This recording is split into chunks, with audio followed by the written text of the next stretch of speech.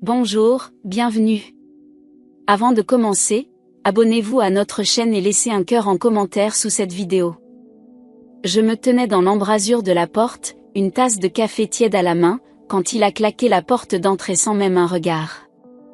Il était jeudi, midi pile, comme toujours, et je savais déjà que je ne le reverrais pas avant 14 heures. Le même manteau, la même démarche pressée, et cette étrange tension dans ses épaules que je n'avais jamais su expliquer. Il allait à la banque, prétendait-il, mais ce mot sonnait pour moi comme une énigme figée dans le marbre. Pendant 40 ans, chaque jeudi, à la même heure, cet homme que j'aimais quittait la maison avec un secret bien rangé dans sa poche.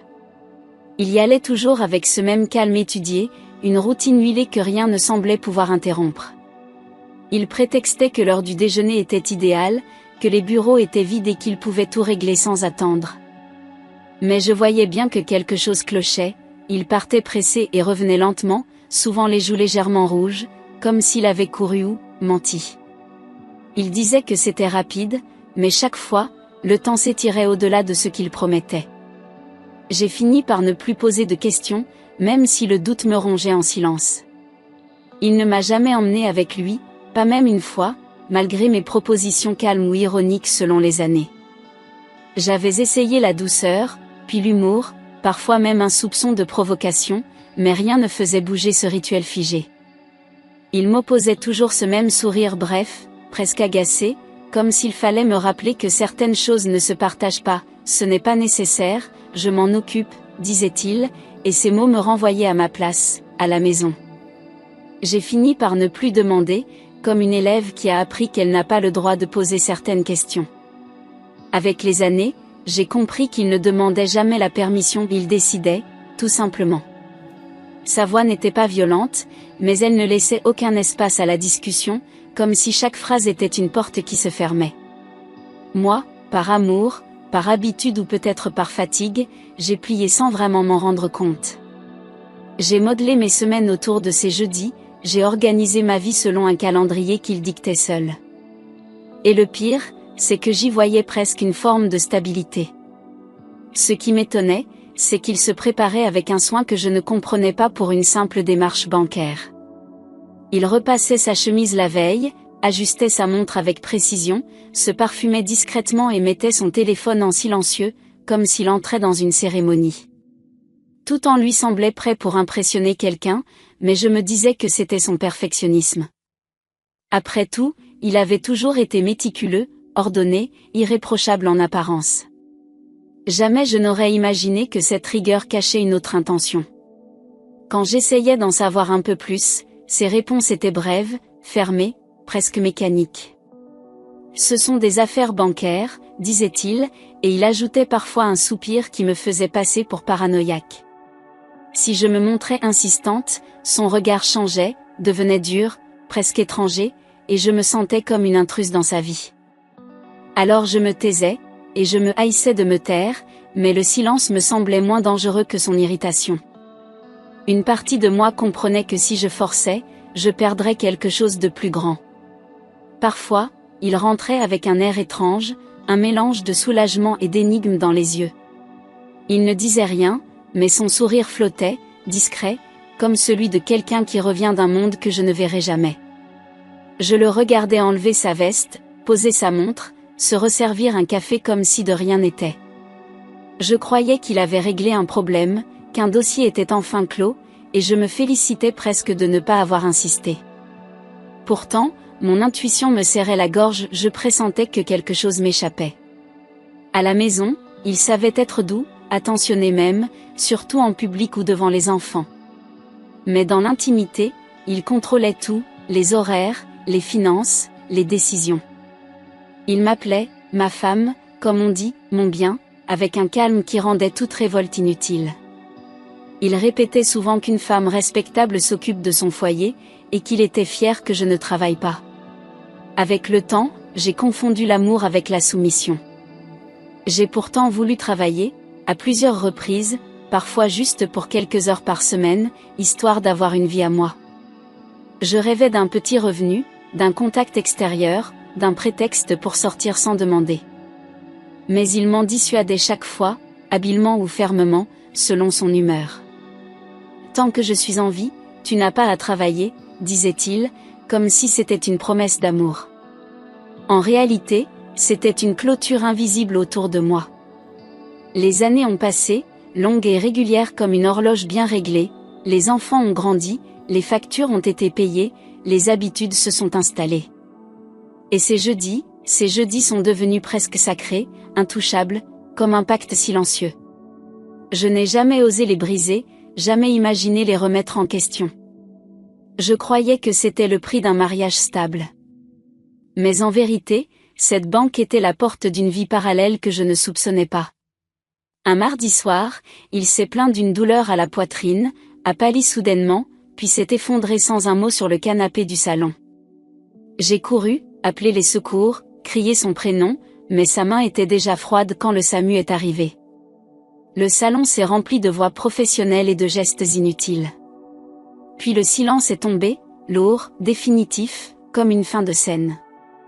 Mon mari était mort, et je n'avais pas compris ce qui se terminait vraiment ce jour-là. Le deuil m'a laissé hébété, suspendu dans un temps qui ne me reconnaissait plus, obsèques, condoléances, formules vides et regards gênés. Tout le monde me parlait d'un homme bien, fidèle, travailleur, exemplaire. Je hochais la tête, je disais merci, j'acceptais les fleurs et les bras compatissants. Mais au fond de moi, un doute ancien bougeait lentement, comme une bête réveillée trop tôt. Je ne savais pas encore ce que j'allais découvrir, seulement que ma douleur ne serait pas celle qu'il croyait. Quelques jours plus tard, le notaire m'a reçu dans un bureau glacé, entouré de classeurs et de silences gênés, pour me parler de la succession. Il m'a demandé des documents, des codes, des justificatifs, et j'ai senti la panique m'envahir. Je ne savais même pas où il rangeait ses papiers, je ne connaissais aucun mot de passe, aucune démarche. J'étais la veuve légale, mais administrativement absente. À cet instant précis, j'ai compris que j'avais été tenue à l'écart de tout, jusqu'à ma propre vie. Le notaire, professionnel mais direct, m'a expliqué que certains comptes ne pouvaient être débloqués sans ma présence physique. Il m'a donc remis une adresse, celle de la banque où mon mari effectuait ses opérations régulières, avec une demande claire, m'y rendre dès que possible. Rien que de lire ce nom m'a fait vaciller, comme si un monde interdit s'ouvrait enfin sous mes pieds. Ce lieu que j'avais respecté pendant 40 ans comme une frontière sacrée m'était désormais accessible.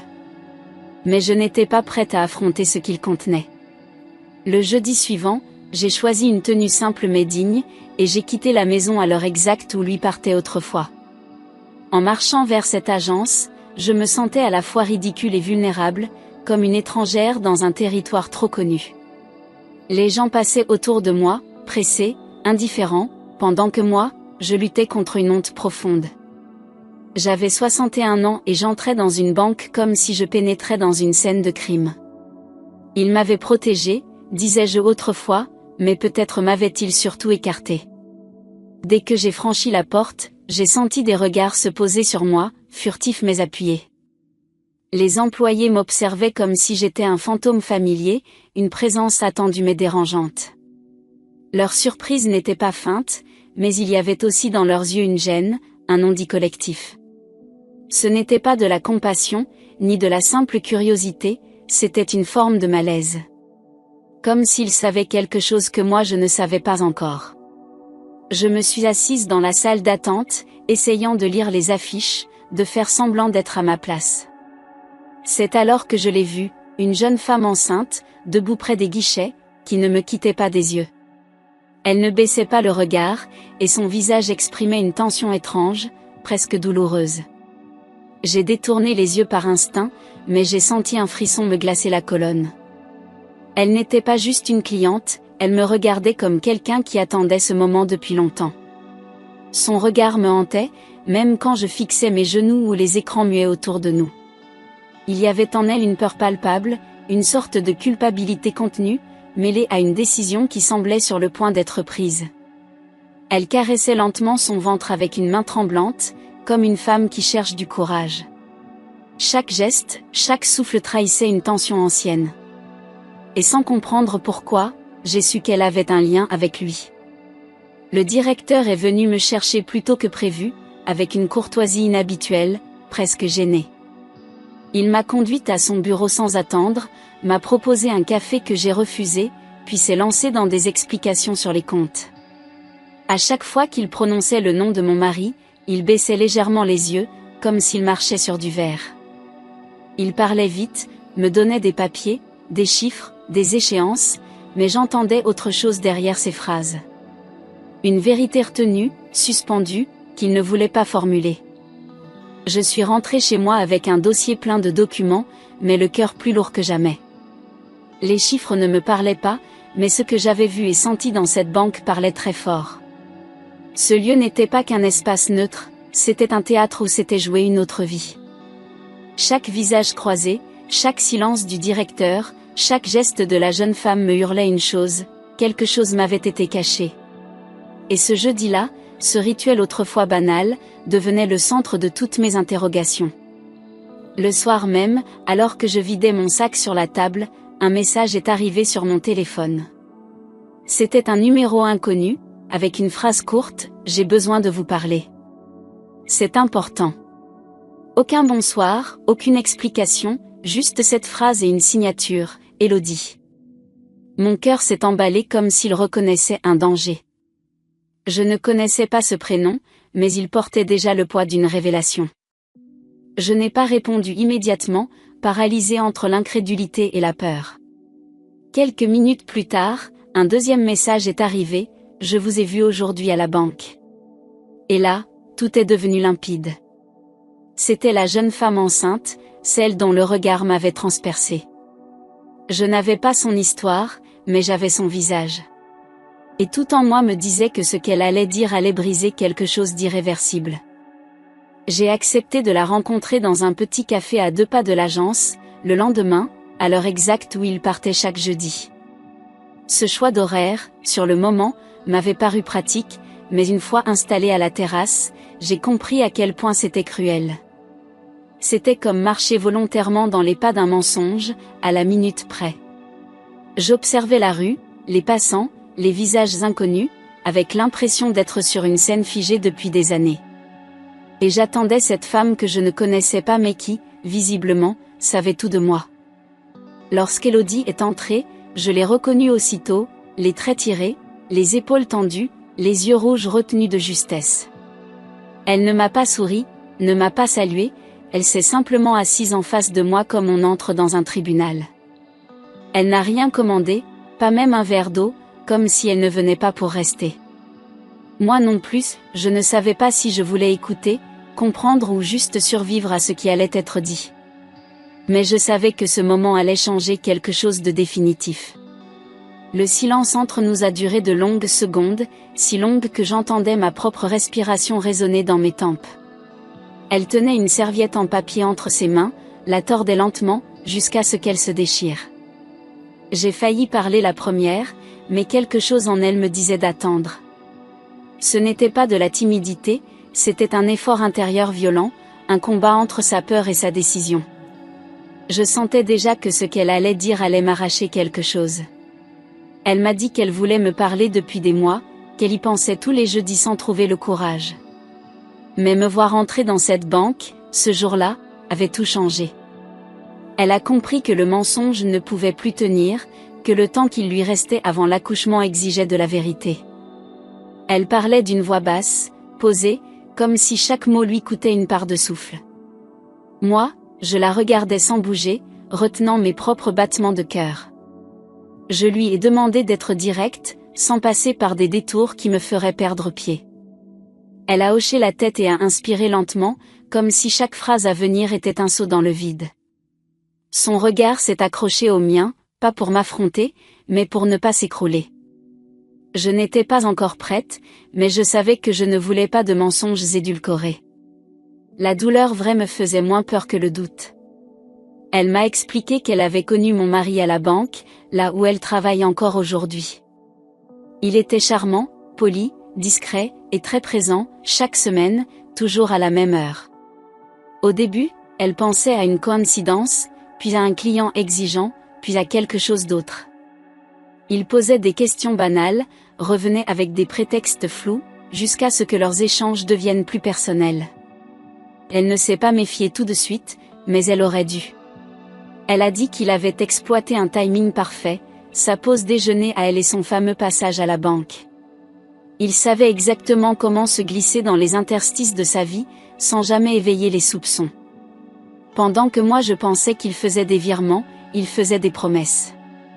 Je l'écoutais, et je comprenais enfin que le jeudi n'avait jamais été une obligation, mais une permission déguisée. Ce jour-là était son alibi, pas son sacrifice. Elle m'a dit qu'elle avait résisté, qu'elle savait qu'il était marié, qu'elle ne voulait pas de cette histoire. Mais il s'était présenté comme un homme malheureux, prisonnier d'un mariage sans amour, d'une femme distante. Il avait l'art de se faire passer pour une victime sans jamais attaquer, juste assez de douleur dans la voix pour faire douter. Elle avait fini par croire à son isolement, à sa sincérité feinte, à son besoin d'exister ailleurs. Et elle s'en voulait encore d'y avoir cru. Il l'emmenait dans des restaurants discrets, loin du centre-ville, ou dans des hôtels où personne ne posait de questions. Chaque rendez-vous était minutieusement planifié, avec un soin presque militaire. Il effaçait les traces, choisissait les lieux, payait en espèces, tout était pensé pour ne rien laisser transparaître. Rien n'était improvisé, c'était une double vie parfaitement construite. Et moi, chez moi, je pliais ses chemises sans jamais imaginer ce qu'elles allaient vivre. Je lui ai demandé, d'une voix plus ferme que je ne pensais possible, combien de temps cela avait duré. Elle n'a pas baissé les yeux, elle n'a pas détourné la tête.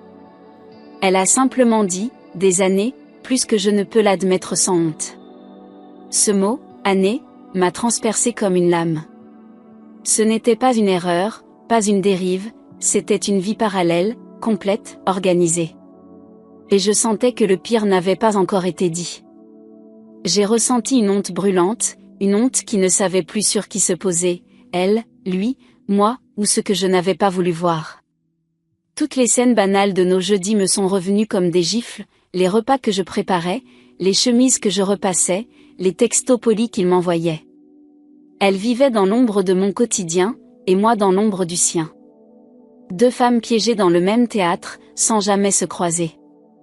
Mais je savais déjà que le plus douloureux était encore à venir. Élodie a baissé les yeux, posant lentement la main sur son ventre, comme pour s'enraciner dans le moment. Elle a murmuré avec une voix si basse que j'ai dû tendre l'oreille, « Je suis enceinte, et c'est son enfant. » Le monde autour de moi s'est figé, et tout est devenu silencieux. Pas de cris, pas de larmes, juste ce mot, enceinte. Et le vertige qui s'en est suivi, comme si mon corps voulait fuir sans pouvoir bouger. Un bourdonnement s'est installé dans mes oreilles, rendant chaque son lointain, irréel, comme si j'étais sous l'eau. Le café était flou, les visages se dissolvaient, et j'entendais à peine ma propre respiration. Je n'ai pas crié, je n'ai pas pleuré, parce que le choc, parfois, ne fait pas de bruit. Il dévaste lentement, de l'intérieur, en silence. Et à ce moment précis, je n'étais plus sûre d'être une personne réelle. Je lui ai demandé des preuves, non pas pour l'accuser ou pour la piéger, mais parce que je devais m'accrocher à quelque chose de concret. Je ne pouvais pas construire cette douleur sur des suppositions, il me fallait des faits, des traces, des mots. Élodie a sorti son téléphone et m'a montré des messages, des audios, des rendez-vous consignés, semaine après semaine. Je lisais des jeudis, toujours des jeudis. Et je revivais chacun d'eux avec un regard nouveau, glaçant. Il y avait des réservations d'hôtels, des captures d'écran de conversation, et une photo qui m'a arraché un souffle. Il portait la chemise bleue que j'avais lavée la veille. Je reconnaissais ce sourire qu'il me réservait autrefois, ce même regard tendre, pour une autre. J'ai ressenti une nausée profonde, presque animale, en réalisant à quel point tout avait été calculé. Il n'y avait pas deux versions de lui, il y avait deux vies, cloisonnées.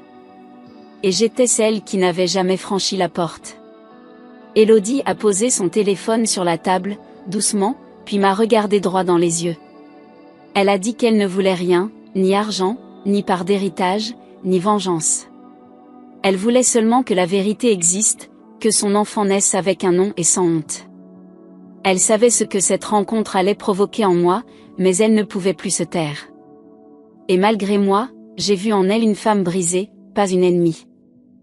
Elle m'a expliqué que mon mari était mort subitement, mais pas dans l'ignorance, il savait qu'elle était enceinte. Elle le lui avait annoncé quelques semaines avant sa crise, et il avait paniqué. Ce n'était pas la joie d'un futur père, mais la panique d'un homme acculé, pris à son propre piège. Elle disait qu'il avait changé, qu'il était devenu nerveux, distant, comme s'il sentait que tout allait s'effondrer. Et moi, de l'autre côté, je croyais à une fatigue passagère. Elle a ajouté qu'il lui avait promis de reconnaître l'enfant, de tout m'avouer après la naissance. Mais ce n'était pas par courage, seulement parce qu'il n'aurait plus eu le choix. Elle voyait bien qu'il reculait, qu'il repoussait chaque décision avec des mots flous.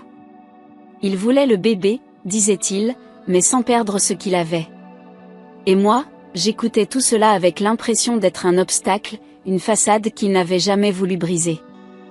Il craignait de perdre sa réputation, sa place dans la famille, son image de mari irréprochable. Il voulait tout garder, la stabilité à la maison, la passion ailleurs, sans assumer les conséquences. J'ai compris alors que je n'étais pas seulement trompée, j'étais utilisée pour maintenir une illusion. Mon existence était le décor parfait pour un homme qui jouait un double rôle. Et cette façade, c'était moi qui l'avais entretenue sans le savoir. Je lui ai demandé pourquoi, s'il souffrait tant, il n'avait pas simplement quitté notre vie. Pourquoi ne pas avoir choisi une seule vérité ? Elle m'a répondu sans détour, le ton dur, parce qu'il voulait tout, sans jamais rien choisir. Et cette phrase m'a clouée. Elle expliquait tout, sa maîtrise, ses silences, son pouvoir sur nous deux. Il n'était pas perdu, il était confortable. Et nous étions les femmes sacrifiées sur l'autel de son équilibre. Je suis rentrée chez moi étouffée, comme si l'air s'était épaissi dans chaque pièce.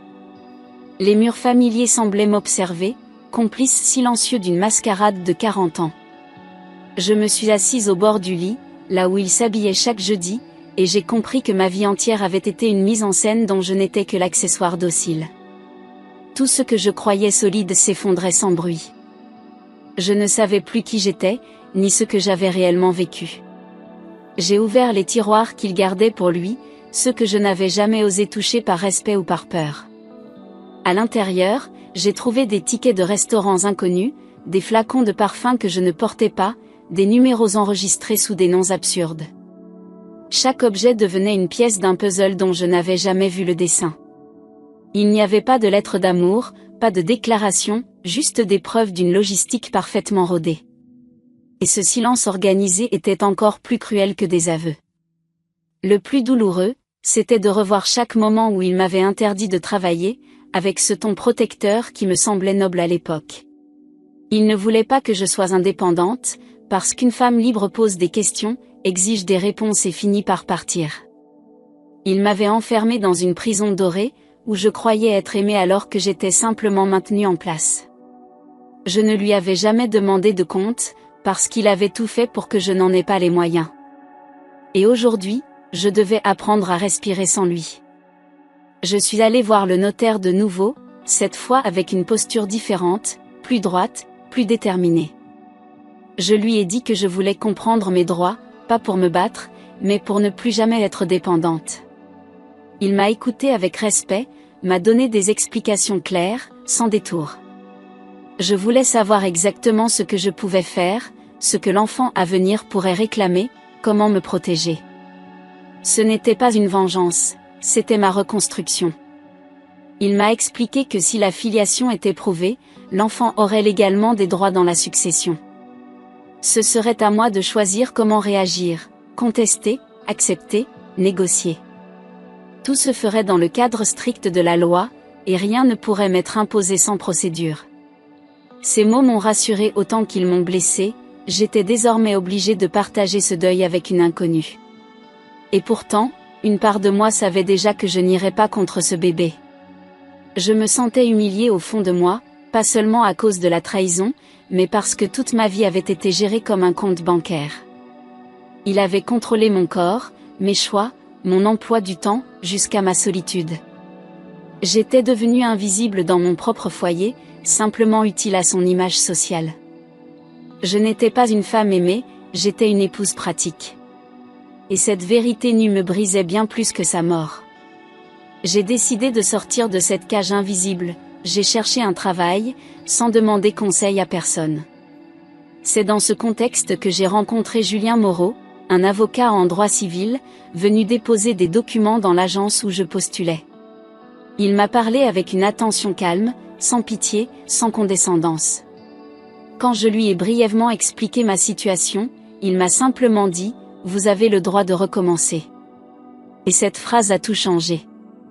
J'ai été engagée à un poste administratif, pas compliqué mais exigeant, et j'ai dû tout apprendre à 61 ans.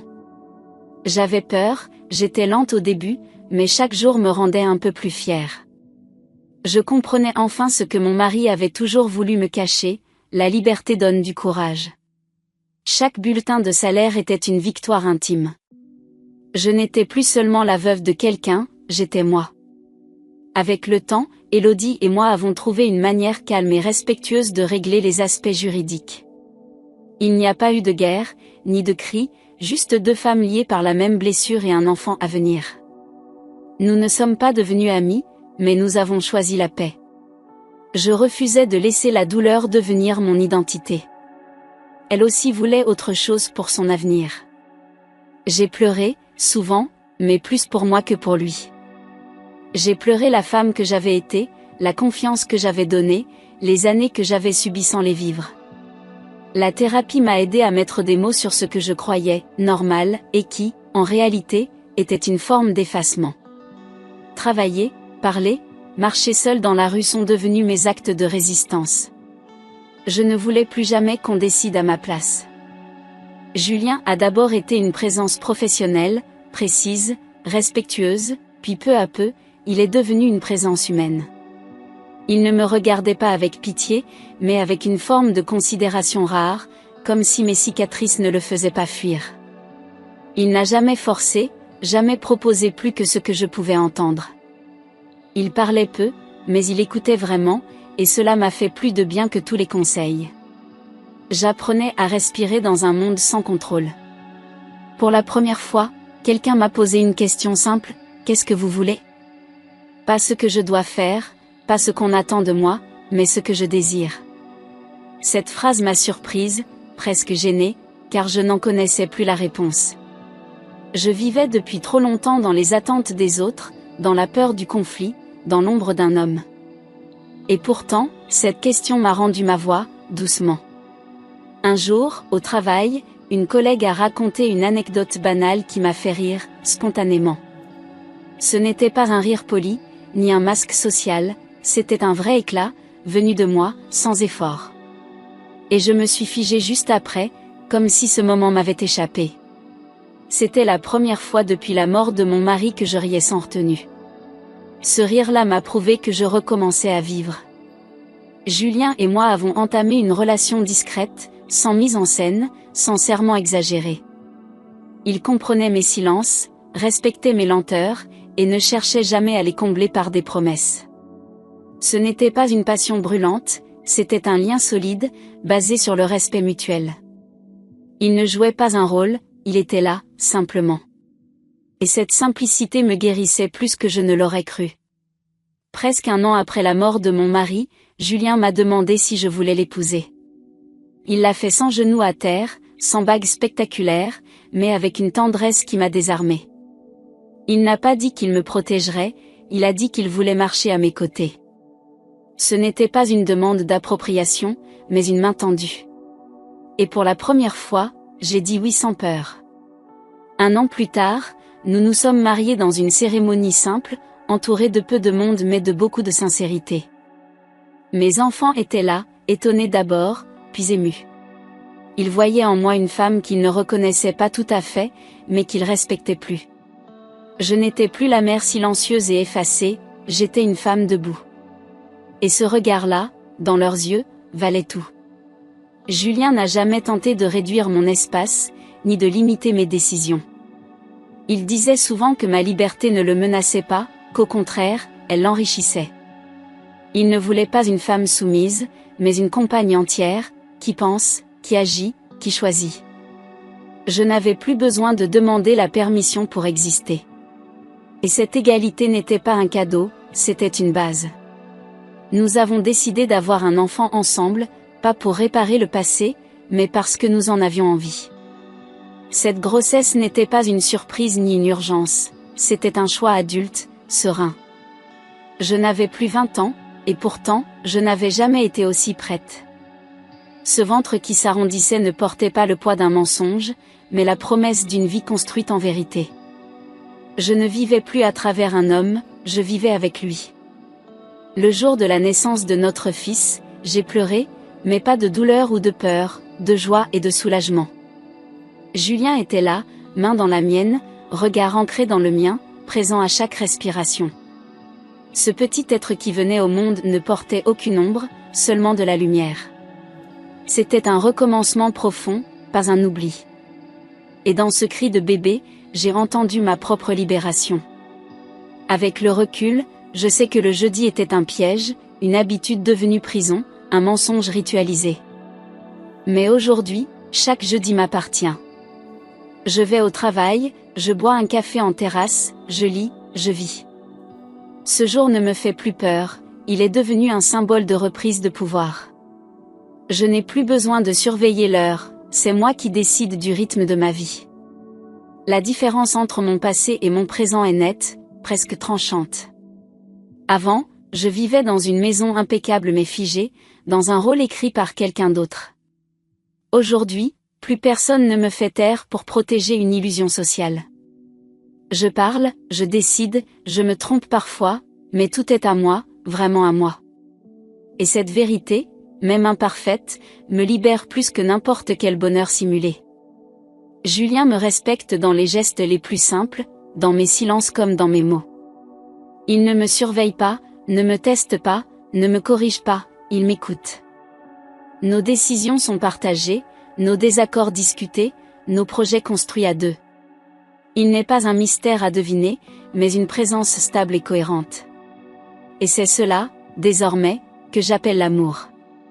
Mon monde s'est effondré le jour où j'ai compris qu'il n'allait jamais à la banque, mais rejoindre sa maîtresse chaque jeudi. Pourtant, c'est aussi ce jour-là que ma vraie vie a commencé. Aujourd'hui, je vis une existence paisible, sans double fond, sans manipulation, sans peur. Je travaille, je suis aimée, je ris, et j'élève un enfant dans un foyer honnête. Mon passé m'a brisé, mais c'est moi qui ai choisi de me reconstruire. Je ne regarde plus les jeudis avec douleur, mais avec lucidité. Chaque jeudi fut une répétition, une mise en scène bien huilée d'un mensonge que je n'ai pas su voir. Et pourtant, c'est ce même jour qui m'a obligé à ouvrir les yeux, à me redresser, à renaître. Ce que je croyais être un cycle inoffensif était en fait la preuve constante de mon effacement. Aujourd'hui, le jeudi est à moi, comme chaque heure, chaque minute, chaque souffle. J'ai appris à m'aimer sans condition, sans besoin d'approbation, sans me réduire à une utilité domestique. Il m'a fallu du temps pour désapprendre l'obéissance, pour reconstruire ma dignité mot par mot. Je ne cherche plus à être parfaite ni irréprochable, je cherche à être vraie. Mes choix ne plaisent pas à tout le monde, et c'est très bien ainsi. Ce que je vis aujourd'hui, c'est la paix d'une femme entière. Je n'ai pas oublié, je n'ai pas pardonné tout, mais j'ai cessé de me punir pour ses fautes. Pendant des années, j'ai cru que le silence était une preuve d'amour, qu'accepter était une forme de loyauté. Mais accepter l'inacceptable n'est jamais de l'amour, c'est de l'abandon de soi. Je me suis récupérée dans les gestes les plus simples, payer un café, signer un contrat, choisir mes horaires. Et c'est là que j'ai compris ce que signifie être libre. Quand je vois mon fils courir dans le salon, ses rires éclatants remplissant la maison, je sais que tout ce chemin valait la peine. Il ne connaîtra pas les regards durs, les phrases qui enferment, les silences pesants. Il vivra dans une maison où la vérité ne sera pas une menace, mais un fondement. Et moi, je serai une mère debout, pas une ombre. Je suis la femme que j'aurais voulu voir à mes côtés quand j'avais 30 ans. Je ne vis pas dans la revanche, je vis dans la clarté. Le passé ne m'écrase plus, il m'a enseigné. Chaque blessure a laissé une cicatrice, mais aucune ne saigne encore. J'ai appris à coexister avec ce que je ne comprendrai jamais totalement. Et j'ai choisi de ne plus attendre d'excuses pour avancer. Ce que je mérite, je le construis moi-même. Julien me regarde comme une égale, non comme un territoire conquis. Avec lui, il n'y a pas de rôle à jouer, pas de place à mériter, pas de masque à porter. Il ne veut pas m'apprendre à être, il veut simplement être avec moi. Et dans cette simplicité se trouve la beauté d'un amour que je croyais impossible. Nous ne réparons pas le passé, nous créons autre chose, ailleurs, autrement. Élodie a eu son enfant. Une petite fille. Nous nous croisons parfois, dans le respect, dans un silence qui ne cache plus rien. Elle fait sa vie, je fais la mienne, et entre nous il y a ce lien étrange que le temps a pacifié. Nos enfants n'ont pas choisi ce qui les relie, mais peut-être qu'un jour, ils comprendront mieux que nous ce qu'est la vérité. Et s'ils le souhaitent, ils pourront se rencontrer sans honte, sans colère, sans secret.